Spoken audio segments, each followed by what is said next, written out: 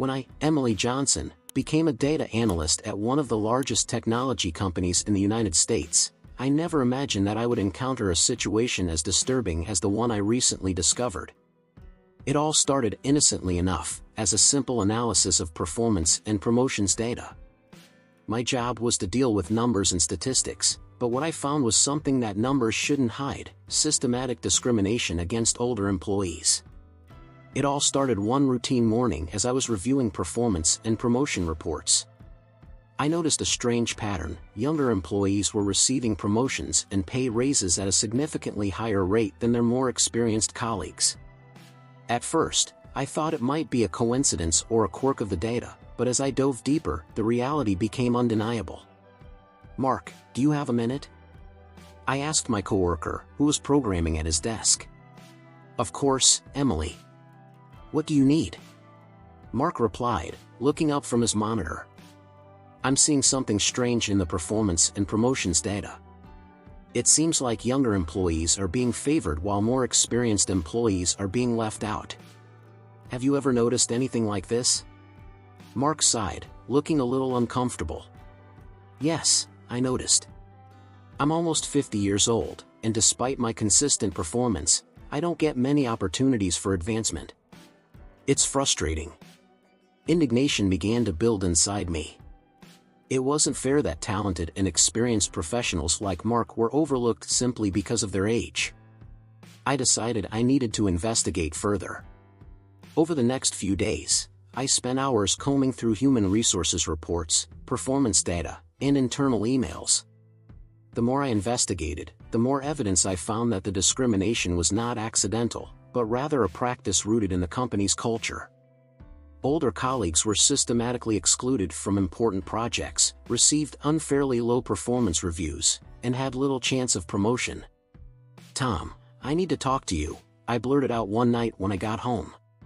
Tom, my partner, an employment law attorney, looked at me with concern. "Of course, love.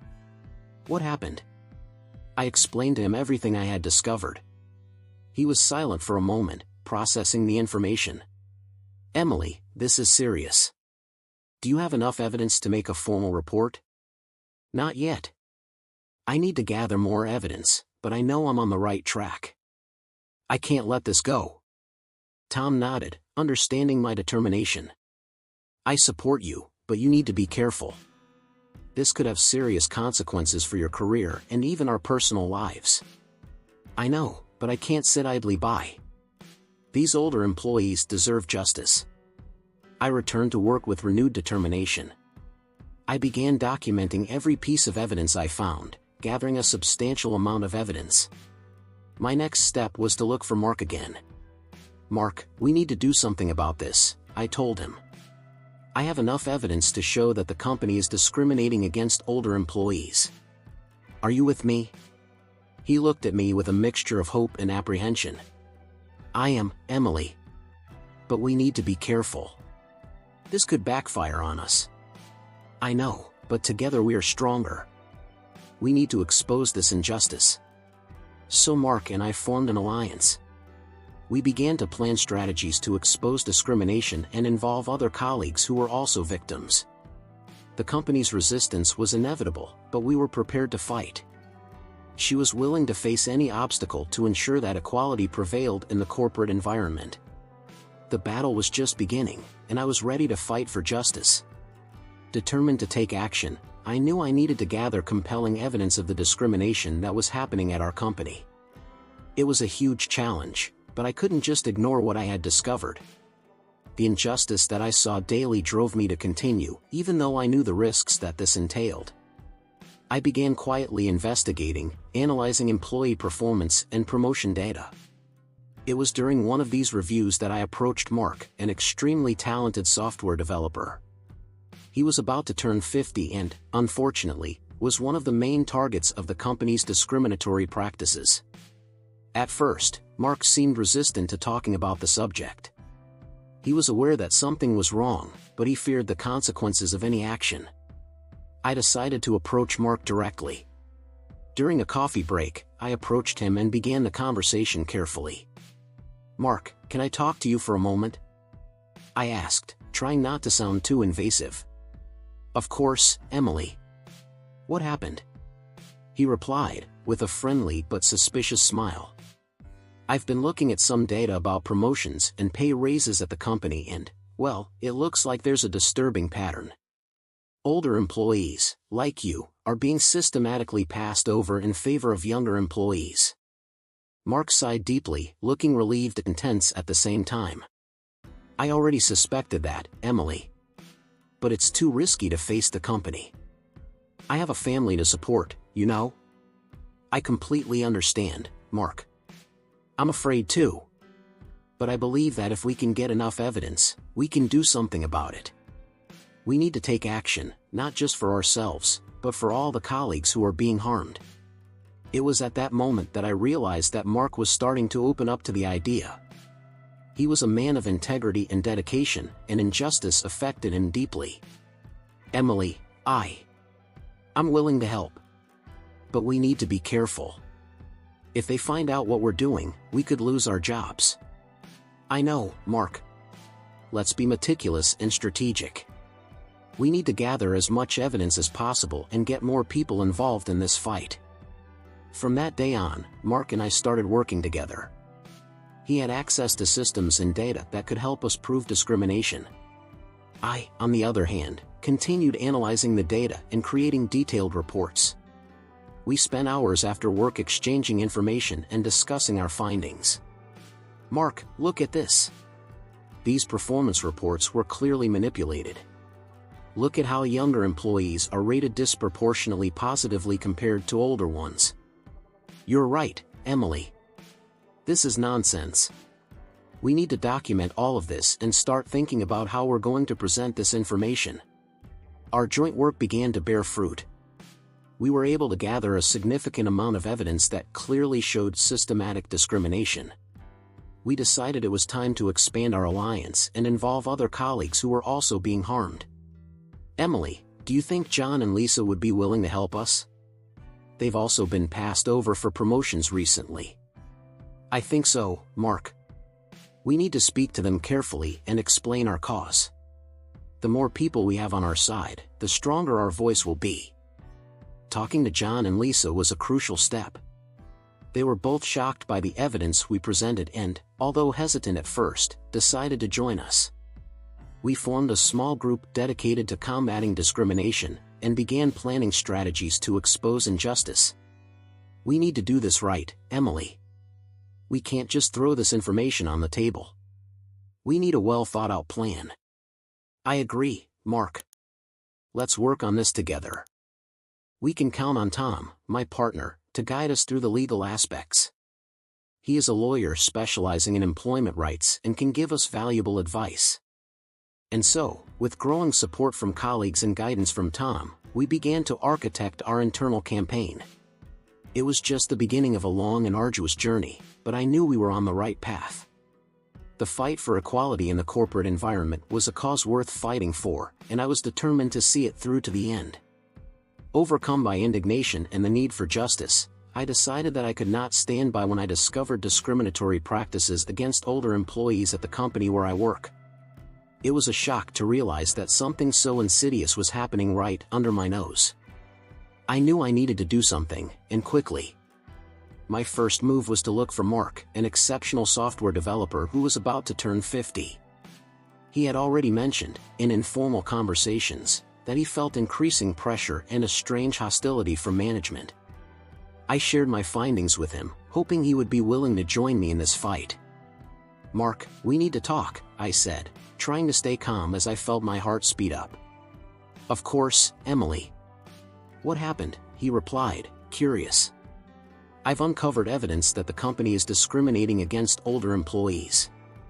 And you're in their crosshairs.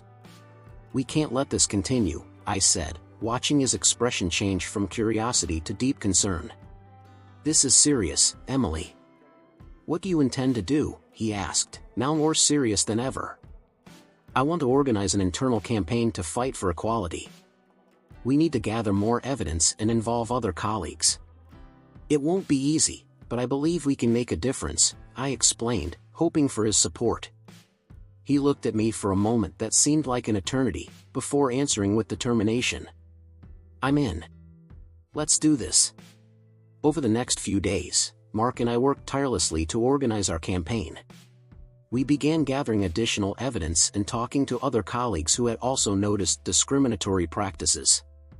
It was a delicate process, as we knew that any false step could put us at risk.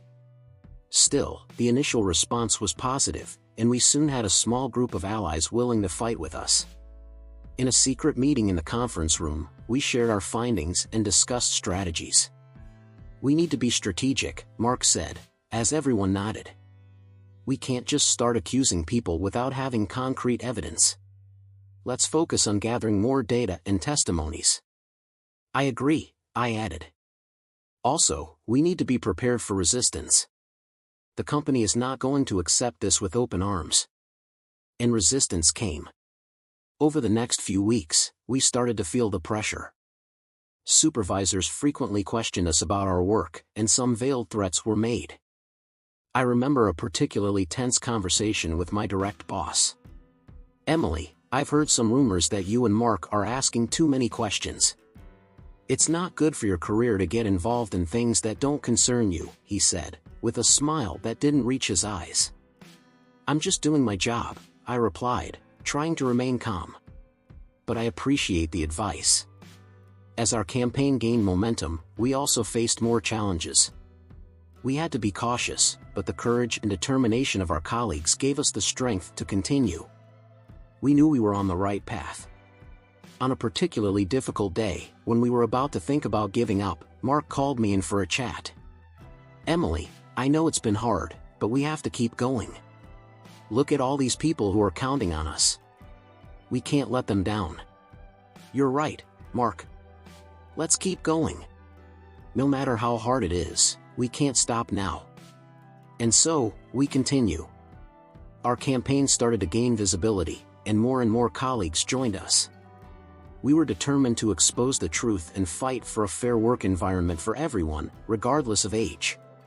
We knew the journey would be long and arduous, but we were ready to face any obstacle that came our way. The discovery that the company was manipulating performance data to justify its preference for younger employees was a huge blow to me. I was already aware of discriminatory practices, but realizing that there was a deliberate manipulation of numbers to support these injustices left me appalled. I decided I needed to investigate further. "Mark, I think there's something seriously wrong with the performance reports," I said, as I showed him some statistics that didn't make sense. Mark frowned, analyzing the data I had collected. "Are you saying they are adjusting the numbers to make older employees appear less productive?" "Exactly. And it looks like it's coming straight from the top." I began reviewing performance reports from several years, cross-referencing data from other sources that I knew to be reliable. As I deepened my investigations, my suspicion was confirmed. There was a glaring discrepancy between the real data and that officially presented. It was then that I realized I needed more help. "Tom, I need to talk to you about something important," I said to my partner as soon as I got home that night. He was in the kitchen, preparing dinner. "Of course, Emily. What's going on?" Tom replied, turning to face me with a worried look. I explained to him the manipulation of the data and how it was being used to discriminate against older employees. Tom, being a lawyer specializing in employment rights, was instantly alert. "This is very serious, Emily. If we can prove it, the company could face serious legal consequences." "Yes, but there's one more thing," I said, hesitating. "I think my mentor is involved in this." Tom was silent for a moment, absorbing the information. "Are you talking about Michael? The senior director?" I nodded. Michael had been my mentor since I joined the company. He has always guided me and supported my career. The idea that he could be involved in something so nefarious left me in a deep dilemma. "Emily, you need to be sure of this. If it's true, we can't let this go. But you know this will make things very complicated." Over the next few days, I continued my investigations with a growing sense of urgency and discomfort. I had to access confidential data and, at times, I felt like a spy within the company itself. One night, while reviewing some files in the office, Michael walked in. "Emily, it's late. What are you doing here?" he asked, his tone casual. "I'm just finishing up some analysis," I replied, trying to hide my anxiety. Michael came over and looked at the graphs on my screen. "Are you focused on performance reports? Did anything catch your eye?" "Yes, just trying to understand some discrepancies," I said, hoping he wouldn't realize my true intention. Michael watched me for a moment before saying, "If you need help, you know you can count on me." As soon as he left, I felt a chill. Michael had always been a mentor and friend, but now I saw his words with a new perspective. Was he aware of what I knew? And if he was, how far would he go to protect that secret? I told Mark everything the next day, and we decided we needed more concrete evidence before confronting Michael or anyone else. Our search for truth has become even more urgent and dangerous. We had to be careful, as we knew we were dealing with powerful and influential people within the company. We can't make mistakes, Emily. If we're right, it could change everything. But if we're wrong... Mark didn't need to finish the sentence. I knew what was at stake. And so, we continued our investigation, determined to expose the truth, even if it meant facing those we once considered allies. When I get home after a long day of work, I feel the tension in the air. Tom is in the kitchen, preparing dinner, but there is a seriousness in his face that isn't usually there. I know I need to tell him about the new developments at work, but I also know it won't be easy. "Hey, baby," I say, trying to sound lighter than I feel. "How was your day?" Tom looks at me for a moment, as if considering what he's going to say. "It was good, but we need to talk." His tone is serious, and my heart starts to beat faster. I sit at the table, and he joins me, setting aside the pot he was stirring. "I got a job offer today," he begins. "It's a great opportunity, but it's your company." I'm surprised. "From my company? But, that's great, isn't it?" He shakes his head. "Yes, it would be, if we weren't in the middle of this battle. Emily, you are trying to expose discriminatory practices, and taking this job could create a conflict of interest. Furthermore, I am concerned about the risks you are taking." I feel a knot forming in my stomach. "Tom, you know this is important to me. I can't just let it go. These people are being wronged, and I need to do something about it." He holds my hand, his eyes full of concern. "I know, Emily. And I support you, I always have. But have you ever thought about what might happen if they find out that you're behind this investigation? You could lose your job, and who knows what else. What if I accept this work? This can complicate things even more." I feel my emotions bubbling. "So what do you suggest I do? Give up? Let them continue to harm people like Mark?" Tom sighs deeply. "I'm not saying give up. I just want you to be aware of the risks. And we need to think about what it means for us as a couple if I take this job." I stay silent for a moment, processing everything. "Maybe there's a way you can take the job and still support me. You said you've always supported me, and that means a lot to me. Maybe together we can find a way to deal with this." He squeezes my hand, a small smile appearing on his lips. "I'll think about it, Emily. But we need to be careful. I don't want anything bad to happen to you." I get up and hug him. "Thanks, Tom. I know this is complicated, but let's find a solution together." Over the next few days, the tension between Tom and I continues, but there is also a new determination in both of us. He decides not to accept the job offer for now, aware that his position could further complicate my fight. We continue to discuss our strategies and refine our plan to expose discrimination at the company. One night, while we're sitting on the couch, Tom receives a message on his cell phone. He reads it and then looks at me with a serious expression. It's from the company. They want me to reconsider the offer. I feel a pain in my heart. "What will you do?" He takes a deep breath. "I'm going to refuse. Emily, I'm with you on this. No matter what. We're a team, and we're going to get through this together." I feel tears forming in my eyes. Thank you, Tom. It means a lot to me. He hugs me tight. We will win this battle, Emily. Together. With Tom's support, I feel stronger and more determined than ever. We continue to collect evidence and prepare our presentation for the shareholder meeting. Even facing threats and pressure, we know we are doing the right thing. And in the end, that's what really matters. When our campaign began to gain momentum, it was as if I had lit a spark in a powder keg. The media quickly picked up on our cause and, within days, journalists were at the company's door trying to obtain statements. Workers' rights organizations have also begun to mobilize, offering their support and amplifying our voices. It was a moment of pure adrenaline, but also of increasing tension. I remember one night Mark and I were working late in the office, ironing out the last details of a report we were sending to the press the next day. The clock was almost midnight when Mark looked at me with a tired smile. "Do you think we are ready?" he asked, rubbing his eyes. "I think so. We have enough evidence to make a significant impact," I replied, trying to sound more confident than I felt. But before we could continue, my phone vibrated. It was a message from Tom. "Emily, we need to talk. Now." I knew that wasn't a good sign. I grabbed my things and told Mark I needed to go. When I got home, Tom was sitting in the living room, looking serious. "What happened?" I asked, feeling a knot form in my stomach. "I got a call today," he began. "From the company. They know what we are doing and are threatening to sue you for breach of contract and disclosure of confidential information." I felt the ground disappear beneath my feet. "But we didn't break any laws," I argued, trying to remain calm. "We are exposing an unfair and illegal practice." "I know that, Emily," Tom sighed. "But they have powerful lawyers and a lot of resources at their disposal.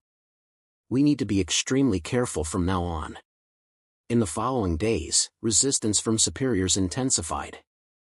We received threatening emails, and our supportive colleagues began to be isolated and, in some cases, demoted or transferred to other departments.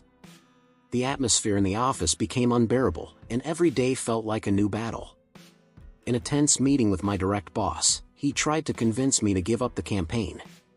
"Emily, you are putting yourself in a very risky position. Think about your future here. You have the potential to grow in the company, but you need to stop doing that." I looked him straight in the eye and replied, "I can't ignore what's happening.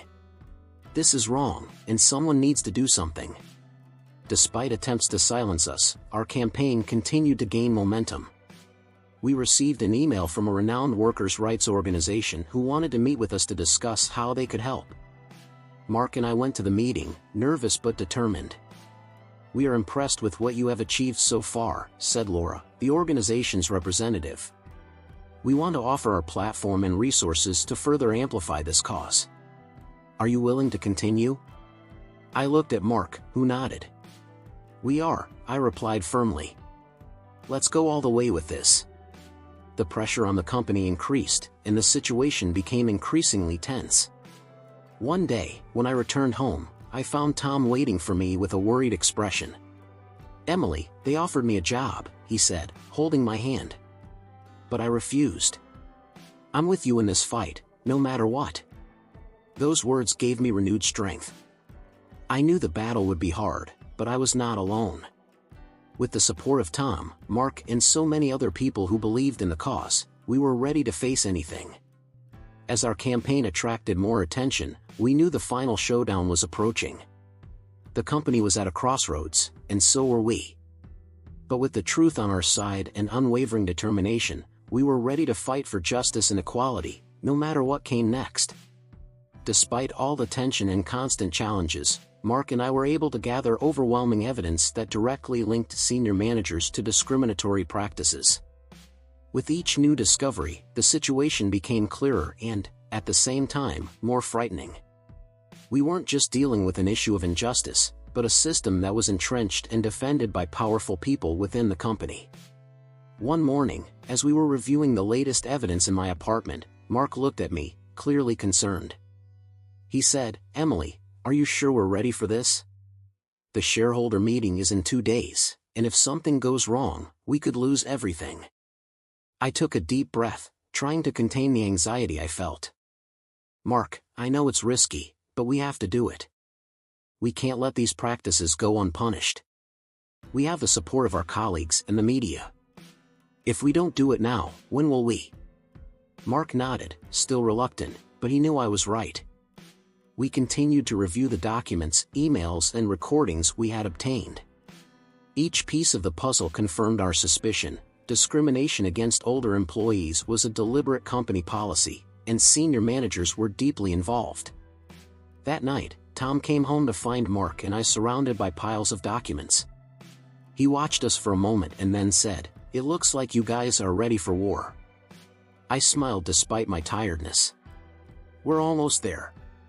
We have enough evidence to present at the shareholder meeting. But we still need a plan to ensure we are heard." Tom sat down next to us and started analyzing the documents. "You have everything you need, but remember, shareholders will want to see clear evidence and a viable solution. You need to present a clear proposal for change." We spent the entire night working on the presentation plan. With Tom's help, we were able to put together a solid argument, backed by incontrovertible evidence, and a proposal for inclusive policies that could transform the company's culture. Finally, the day of the shareholders' meeting arrived. Mark and I were nervous but determined. As we prepared to enter the room, Mark pulled me aside and said, "Emily, no matter what happens today, I want you to know that you are the bravest person I've ever met. I'm proud to stand by your side through this." I smiled, feeling a surge of emotion. "Thanks, Mark. I couldn't have done it without you." We entered the room and, seeing the faces of the shareholders and directors, I felt a chill down my spine. It was now or never. With my heart beating fast, I started the presentation. We showed the evidence, explained how the performance data was manipulated, and named the directors involved. The reaction was immediate. There were murmurs, some shareholders looked shocked, while others tried to deny the evidence. The company president tried to interrupt, but Tom, who was present as our legal advisor, intervened. "I ask that everyone listen to the end. The evidence is compelling and deserves serious evaluation." As the presentation progressed, we felt the tide turning in our favor. Public pressure and media support had created an environment where the company could no longer ignore the allegations. When we finished, the room was completely silent. Finally, one of the major shareholders stood up and said, "The evidence is clear. We demand a full and immediate investigation. And until that investigation is completed, the directors involved must be removed from their roles." It was a moment of relief and triumph. We knew the battle was far from over, but we had taken a crucial step. As I left the room, Mark hugged me and said, "We did it, Emily. We did it." I smiled, feeling a weight lift off my shoulders. Yes, we did it. But we still have a lot of work to do. And so, with a new sense of purpose, we prepare for the next stage in our fight for justice and equality. The day before the shareholder meeting, I was sitting at my desk, once again reviewing all the evidence that Mark and I had gathered. Every document, every email, every graph represented months of hard work and sleepless nights. I knew we were about to face one of the most pivotal moments of our lives, both professionally and personally. Mark walked into my office, looking as exhausted as I felt. "Emily, are you sure we're ready for this?" he asked, his voice thick with concern. "We have no choice, Mark. If we don't do this now, who knows when we'll have another opportunity?" I replied, trying to sound more confident than I actually was. "We have all the evidence we need. Now it's just a matter of presenting it clearly and forcefully." Mark nodded, but I could see the tension in his eyes. We both knew the company wouldn't give up easily. And that's exactly what happened. Shortly afterwards, I received a call from an unknown number. I answered, and a cold, calculated male voice sounded on the other end of the line. "Emily Johnson, I suggest you give up this madness. Think about your career, your personal life. You don't want to ruin everything for a lost cause, do you?" My heart raced, but I kept my voice steady. "Who are you? What do you want? It doesn't matter, the voice replied. What matters is that you back out of this meeting tomorrow. Otherwise, your life will become much more complicated. I hung up the phone and felt a wave of fear and anger wash over me. It was clear that the company was trying to intimidate us. I ran to tell Mark, who was equally distraught. That's a sign that we're on the right path, he said, trying to cheer me up. They're scared of what we have to show. Later that night, when I got home, I found Tom sitting in the living room, looking serious. He had been a pillar of support throughout this journey, but I knew he was also concerned about the risks we were taking. Emily, we need to talk, he said, as I sat down next to him. I know, Tom. I received a threat today. The company is desperate to stop us. Tom took a deep breath and held my hand. I have something to tell you too. I got a job offer from your company. They want to hire me as an in-house lawyer. I was shocked. What? This is a clear attempt to silence us, Tom.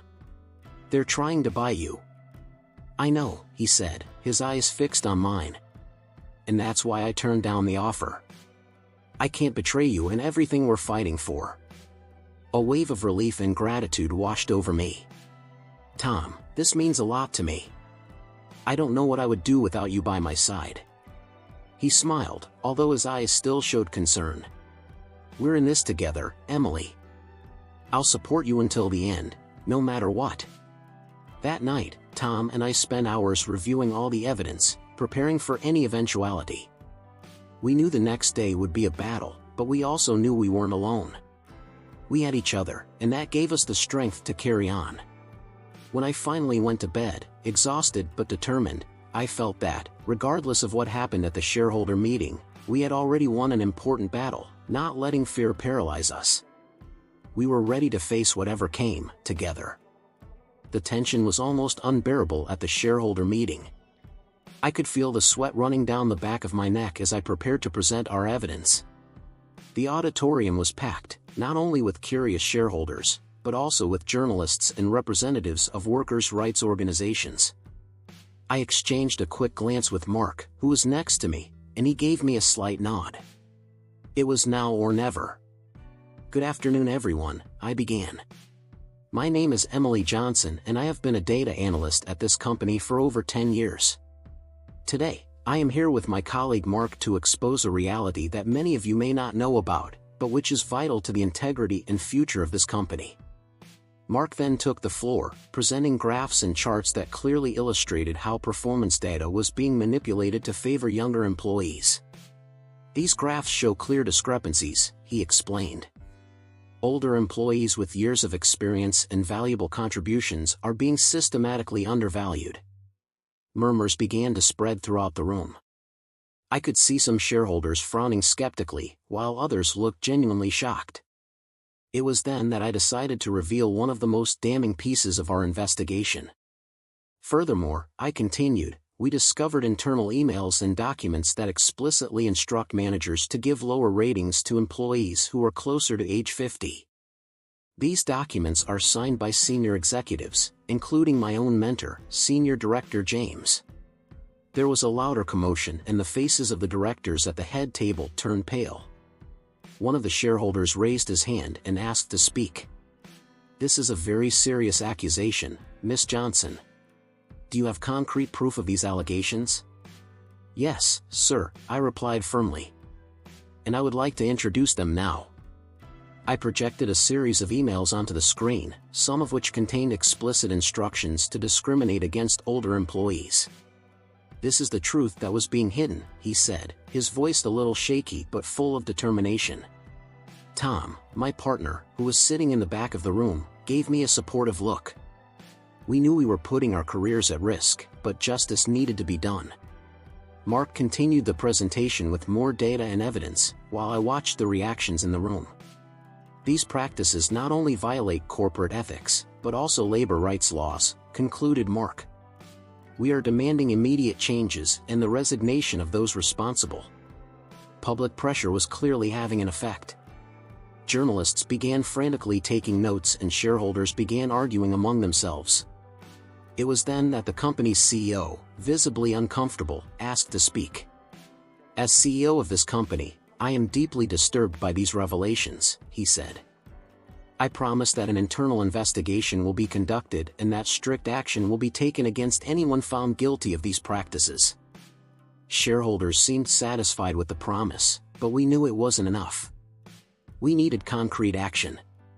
That's a start, I told the CEO.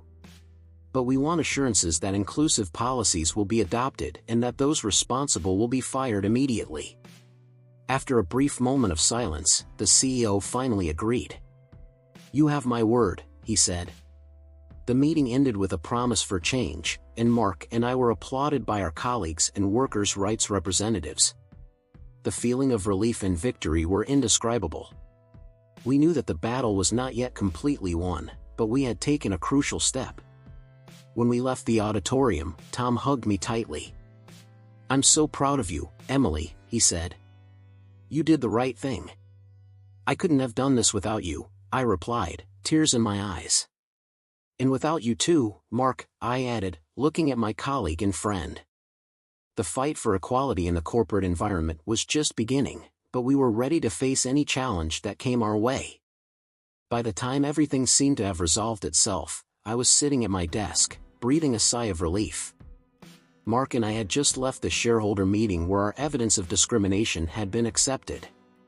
The company was in the process of implementing inclusive policies, and those responsible for unfair practices were being fired.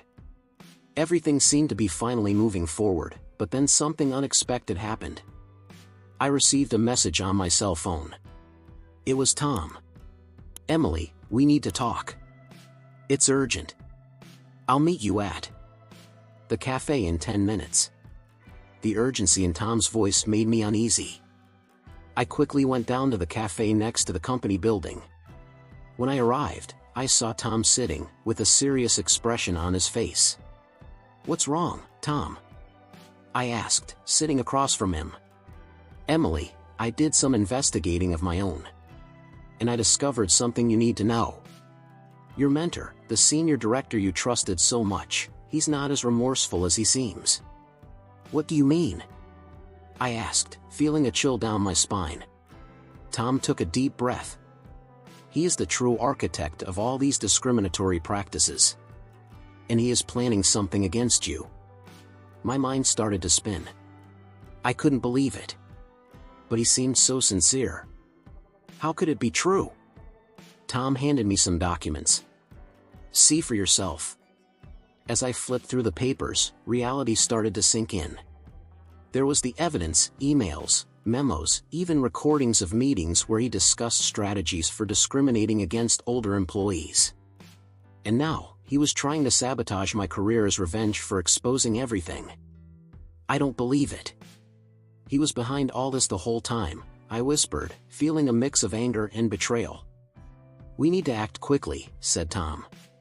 He's already started spreading rumors about you, trying to tarnish your reputation. I won't let that happen, I declared, determined. I have additional evidence in store. He won't get away with it. I returned to the office with Tom by my side. We found Mark and explained the situation. Mark, we need to gather all the data we have on him. Let's unmask him once and for all. Mark agreed and we got to work. We spent hours digging through files, retrieving emails and collecting all the evidence we had saved. As the night progressed, we put together a complete dossier. The next morning, we called an emergency board meeting. The mentor, trusting that his remorseful facade was still intact, appeared with a fake smile. But I was prepared. Good morning, everyone, I began. We need to discuss something very serious. During our investigation, we discovered that one of our senior directors was deeply involved in discriminatory practices. The mentor tried to interrupt. Emily, this is a misunderstanding. No, it's not, I cut off. We have overwhelming evidence. I passed the dossier to the directors. Emails, memos, recordings. Everything points to you as the true architect of these practices. The room fell silent as the directors flipped through the tests. The mentor began to sweat, his confidence crumbling. This is a conspiracy. You can't prove anything. Yes, we can, said Tom, who was next to me. And we're going to move this forward legally. The mentor was immediately fired and prosecuted. The news quickly spread throughout the company and the media. Mark and I received public recognition for our effort and courage. We were promoted and received new opportunities for career advancement. At home, Tom and I finally had a moment to breathe. You were amazing, Emily, he said, hugging me. I couldn't have done it without you, Tom, I replied, moved. Our relationship, which had been tested to the limit, emerged stronger than ever. We were ready to face any challenge that came our way, together. And so, with justice finally achieved and a new horizon ahead of us, we were ready to begin a new chapter in our lives.